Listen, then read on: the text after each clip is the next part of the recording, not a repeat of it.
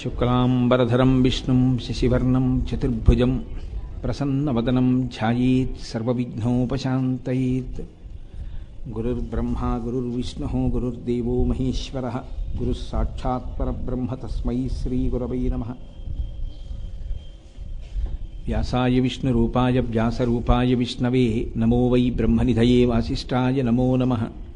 కూజంతం రామ రామేతి మధురం మధురాక్షరం ఆరుహ్య కవితాశాఖాం వందే వాల్మీకికోకిలం. శ్రుతిస్మృతిపురాణానాం ఆలయం కరుణాలయం నమామి భగవత్పాదశంకరం లోకశంకరం.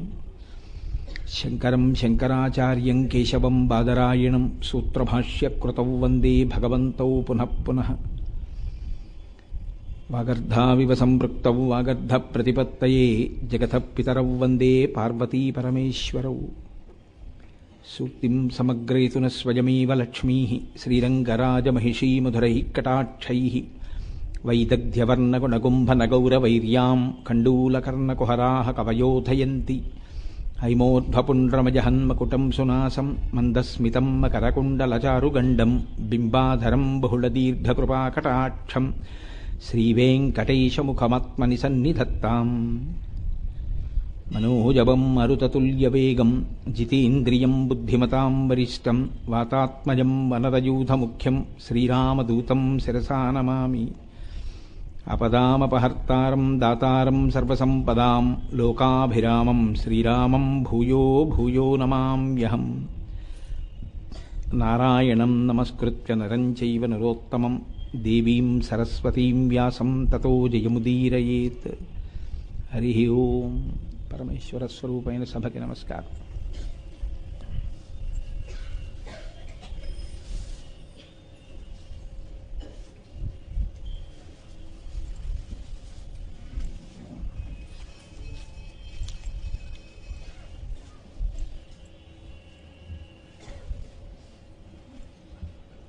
ఈనాడు చాలా సంతోషంగా ఉంది. ఎందుచేత అంటే ఈ పరమపావనమైనటువంటి దేవాలయంలో ఇదే వేదిక మీద నుంచి ఇత పూర్వం భగవానుడు నా చేత శ్రీమద్ రామాయణాన్ని, భాగవతాన్ని, లలితా సహస్రం మీద కొన్ని నామాలు, శివమహాపురాణం ఇత్యాదులు నా చేత పలికించి నా జన్మకు ఒక సార్థకత చేకూర్చాడు. మళ్ళీ ఈ సంవత్సరం బహుశా నేను ఉపన్యాసాలు చెప్పడం కుదరదు జనవరిలో అనుకున్నాను. ఎందుకంటే మార్చి 11న మా అమ్మాయి పెళ్ళి ఉంది కనుక. కానీ మళ్ళీ అనిపించింది ఏవో వ్యక్తిగతమైన కారణాలు వస్తూ ఉంటాయి.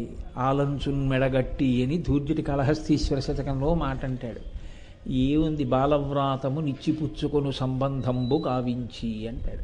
మా ఇంట పుట్టిన ఆడపిల్లని ఇంకో కుటుంబానికి ఇవ్వడం, ఇంకో ఇంట్లో పుట్టిన ఆడపిల్లని కోడలుగా తెచ్చుకోవడం, ఇదే కదా జీవితం అంటే అంటాడు. ఈ పాటి దానికి ఈశ్వర సేవ వదిలిపెట్టడమా అనిపించింది. కాబట్టి భారతం మొదలు పెడదాం అనుకున్నాను. కాబట్టి భారతం మీద ఉపన్యాసాలు ప్రారంభం చేసి 18 పర్వాలు ఉన్నప్పటికీ విరాట పర్వం ఉత్తరాభిమన్యుల వివాహ ఘట్టంతో పూర్తవుతుంది. ఎదర కన్యాదానం చేయవలసిన వాడిని కదా, అందుకని ఉత్తరాభిమన్యుల వివాహ ఘట్టంతో పూర్తయ్యేటటువంటి పరమపావనమైన విరాట పర్వాన్ని ఈ సంవత్సరం చెప్దాం అనే సంకల్పంతో ఈశ్వరుడి అనుగ్రహాన్ని అపేక్షించి ఆయన పలికిస్తాడన్న ధైర్యంతో మనవాళ్లే కదా అందరూ అని పూనికతో కూర్చున్నాను. మీకు తెలియంది కాదు భారతం, మీ అందరూ భారతం తెలుసున్న వాళ్లే. అందున విరాట పర్వం అంటే తెలియని వాళ్ళు అస్సలు ఉండరు. విరాట పర్వం కథ మీ అందరికీ తెలిసున్నదే. అయినా భారతం అంటే భారతమే. నేను ఇవాళే పేపర్లో చదివాను, తింటే గారెలే తినాలి, వింటే భారతం వినాలి. ఆ నానుడి ఎప్పటి నుంచో లోకంలో వస్తున్నది. తింటే గారెలే తినాలి అని ఎందుకంటారంటే గారెలు మినుముతో చేయబడతాయి.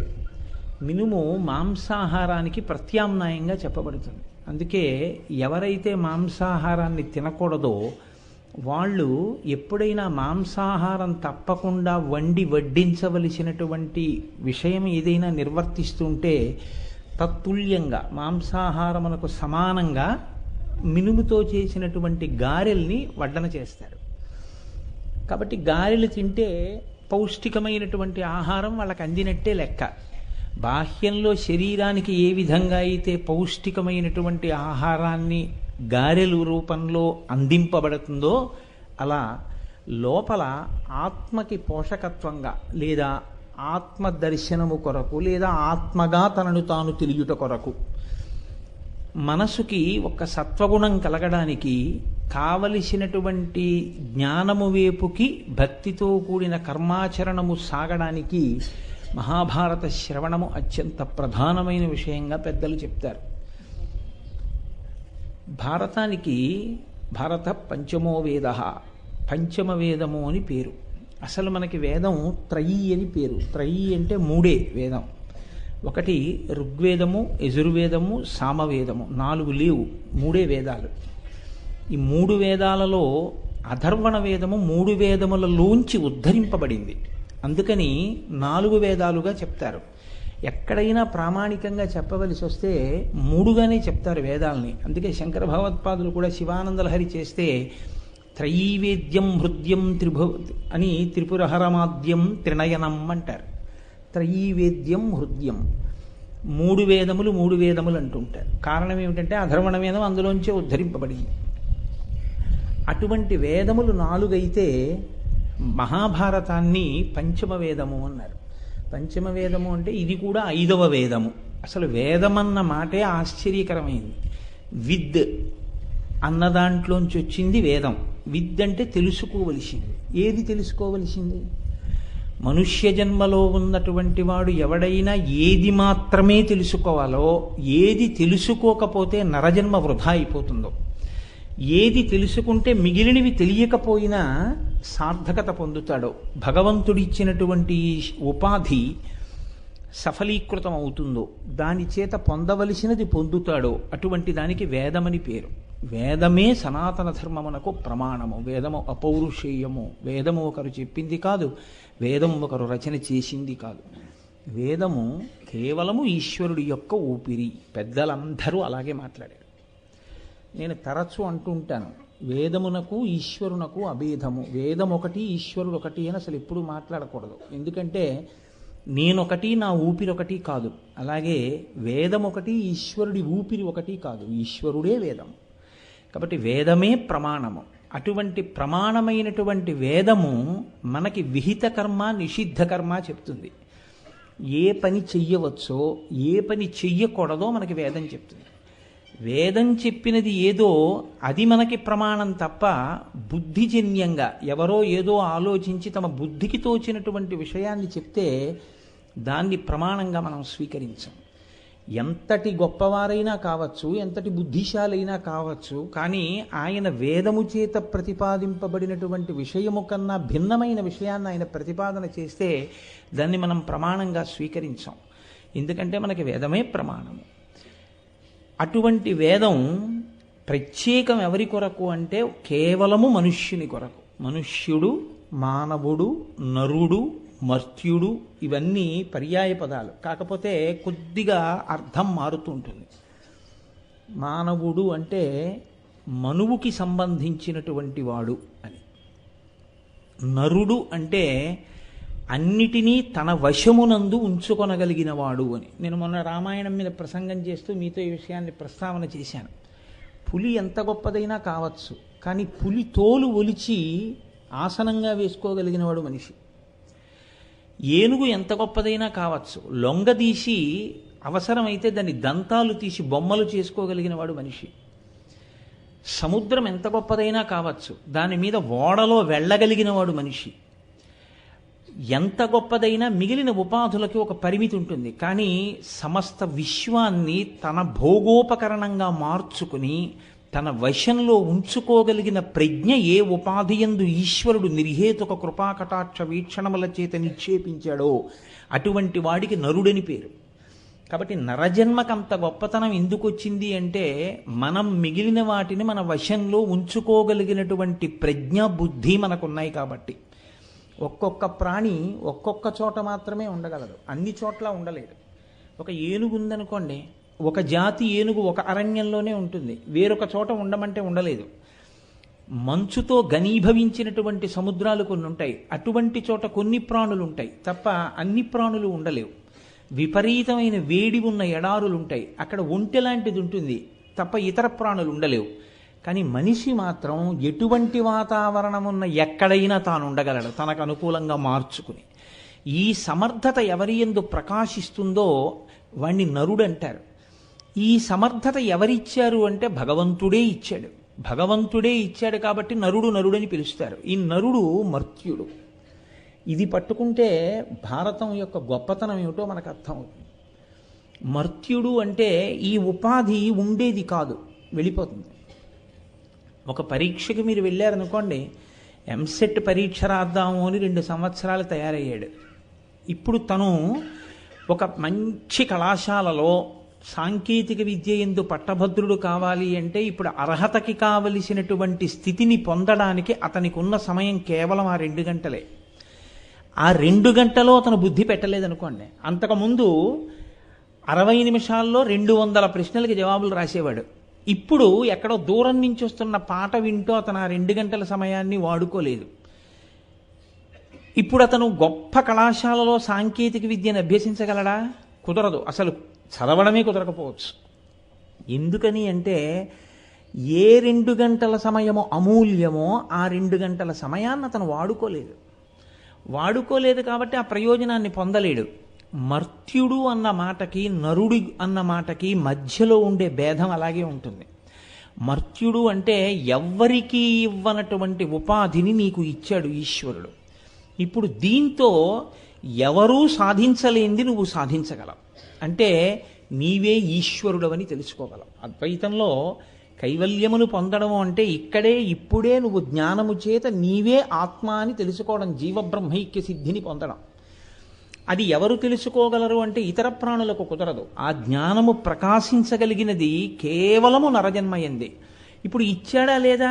ఆ ఉపాధి ఇచ్చాడు, కానీ ఈ ఉపాధిని దానికి వాడుకోలేదనుకోండి, ఇతర ప్రయోజనాలకు వాడుకున్నాడు. ఇప్పుడు ఏమవుతుంది? ఈ ఉపాధి మళ్ళీ ఇస్తారని హామీ ఏమి ఉండదు మీకు. మీరు చేసిన పనులు బట్టి మళ్ళీ హీనోపాధుల్లోకి వెళ్ళిపోతాడు తప్ప మళ్ళీ నేను నరుడిగా పుడతానండి అలా ఏం హామీ ఉండదు. కాబట్టే మర్త్యుడు అంటారంటే ఇచ్చిన ఈ ఉపాధి పడిపోతుంది సుమా. రామకృష్ణ పరమహంస ఒక మాట చెప్తూ ఉంటారు, దేనికి మీకింత ఆతృత అని అడిగేవారు. ప్రతిరోజు నిద్ర లేవగానే ఆయన నేలకి తల వేసి కొట్టుకుని ఏడిచేవారు. దేనికి ఏడుస్తున్నావు మామయ్య అని అడిగాడు. నా జీవిత కాలంలో ఇంకొక రోజు అయిపోయిందిరా, నాకు అమ్మవారి దర్శనం అవ్వలేదనేవారే. అటువంటి పరమహంస మహాపురుషుడు అమ్మవారి అనుగ్రహంతో ఆ జ్ఞానసిద్ధిని పొంది ప్రకాశించిన తరువాత వారు ఒక మాట చెప్తూ ఉండేవారు. ఒక నీటి ఒడ్డున, ఒక నది ఒడ్డున ఒక వ్యక్తి నిలబడి ఉన్నాడు. అతని దగ్గర ఒక మంచి పడవ ఉంది. ఎవరో వచ్చి చెప్పారు, 2 గంటల సమయం ఉంది, పైన ఎగువన విపరీతమైన వర్షాలు పడ్డాయి, ఆనకట్ట తలుపులు ఎత్తేశారు, వరద నీరు వచ్చేస్తోంది, 2 గంటలలో మీరు కానీ నదిని దాటి అదిగో అవతల ఒడ్డుకి వెళ్ళిపోకపోతే ఇక మీరు ఈ నదిని దాటలేరు. ఆ తర్వాత ఇక వరద వచ్చేస్తుంది. వరద వచ్చేసిందా, మీరు దాటడానికి ఏది మీకు ఉపకరణమో ఆ పడవ అక్కడ ఉంటుందని నమ్మకం లేదు. వరదలో పడవ కూడా కొట్టుకెళ్ళిపోతుంది. పడవ కొట్టుకెళ్ళిపోకుండా ఎప్పుడు ఉపయోగపడుతుంది? ఆ వరద రాకముందే. మీరు పడవని నీటి యందు నడపగలరు. ఇప్పుడు మీరు గబగబా పడవెక్కి వెళ్ళిపోండి అన్నారు. ఓ 10 మంది ఏం చేశారంటే గబగబా తమ పడవలెక్కి అన్ని పనులు విడిచిపెట్టేసి ముందు పడవలో ఆవలి ఒడ్డుకు వెళ్ళిపోయారు. ఇంకో కొంతమంది ఏం చేశారంటే చెప్పారు పడవ అన్నది ఉన్న తర్వాత ఎందుకు దాటగలం అని చెప్పి ఏవో ఇతర పనులు చూసుకుందాం అని చెప్పి ఇతర విషయాలు చూశారు. ఈలోగా వరద వచ్చేసింది. వరద వచ్చేసిన తర్వాత పడవ ఉంటుందా అక్కడ? అసలు పడవే లేదు కాబట్టి ఇప్పుడు దాటడం అన్న సమస్య ఉంటుందా?